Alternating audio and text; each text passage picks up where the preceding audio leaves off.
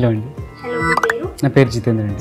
జితేంద్ర, మీరు living ఎవెన్యూకి field visit చేశారు కదా, సో మిమ్మల్ని ఎక్కువగా ఇన్స్పైర్ చేసిన ప్రోడక్ట్ ఏంటి? wooden furniture, leather furniture and fabric furniture, which are usually used in living rooms. So అవి మిమ్మల్ని ఏ రకంగా ఇన్స్పైర్ చేసింది? లైక్ డిజైన్ పరంగానా లేకపోతే ఎస్థెటిక్స్ పరంగానా? లైక్ మా బ్యాచ్ ఎక్కువ కాన్సన్ట్రేట్ చేసేది రెండరింగ్లో we have to show the interior of the any design space. So దాంట్లో మేము లైక్ ఏ మెటీరియల్ ఎక్కడ వాడాలి, లైటింగ్కి, లైక్ వాల్ కలరింగ్కి, గ్రేడింగ్స్కి అవి చూస్తాం కదా.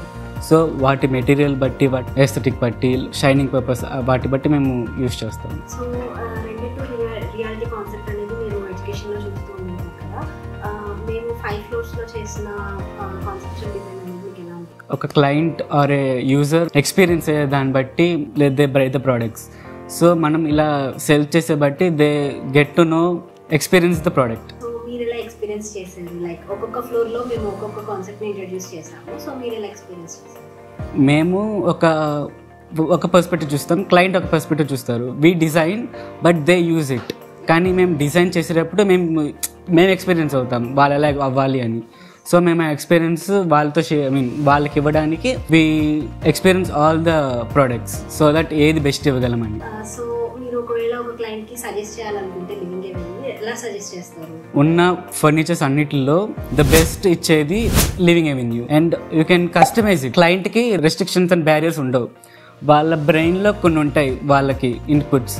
సో ఆ ఫర్నిచర్ అలా కస్టమైజ్ వచ్చేది లివింగ్ ఎవెన్యూ. నా దృష్టిలో అన్నీ అవైలబుల్ ఉంటాయి, అన్నీ కస్టమైజ్ చేయొచ్చు. ఫర్నిచర్స్ అన్ని ఫ్లోర్స్లో దొరుకుతాయి, individual and furnishings, cuttings you can see. ఆ కలర్ గైడింగ్స్ అండ్ వాల్కి మ్యాచ్ అయ్యేలా వాళ్ళు కస్టమైజ్ చేయొచ్చు. వాల్ పేపర్స్ కస్టమైజ్ చేస్తారు. చాలా హెల్ప్ అయింది. యాక్చువల్లీ డిజైన్ పర్పస్ కూడా మేము అప్కమింగ్ డిజైన్స్లో ఇంటీరియర్ చేయాలన్నా లైక్ ఒక ఫర్నిచర్ లేకపోతే మేము ఎలా ఎవాల్వ్ చేసుకోవచ్చు కదా అని, ఒక మోడల్ చేసుకోవచ్చు, 3D చేసుకోవచ్చు అని. అలాగే థ్యాంక్ యూ అండి.